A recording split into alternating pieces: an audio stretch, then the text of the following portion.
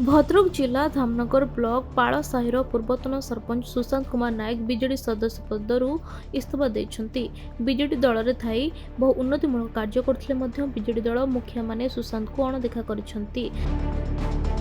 सुशांत पाड़साही पंचायतर सरपंच भाव 2012-2017 मसीहा पर्यंत कार्य करने सह भद्रक जिला बिजु जनता दलर उपसभापति भाव दायित्व तुलाइथिले।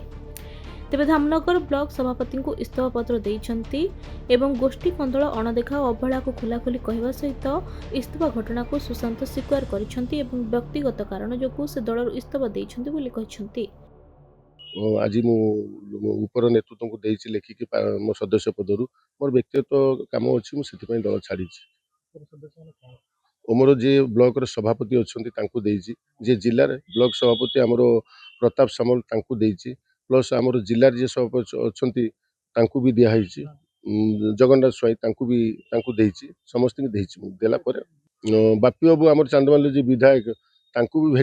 भेटी माने फोन माध्यम भी तांकु मु जणैछि भाई ए बेला दिन गोटे दल भितर चलछि आपन टिके ताकु समाधान करंतु कहितली से भी काई किछि निष्पत्ति नेलेनी आमर जेते ऊपर नेतृत्व समस्त मु जणैछि जे दलर दिनस एमती मते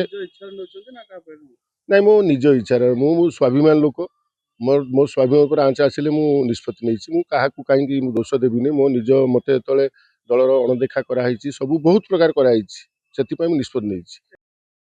भद्रकରୁ जगन्नाथ बेहराଙ୍କ रिपोर्ट खबर ओडिशा।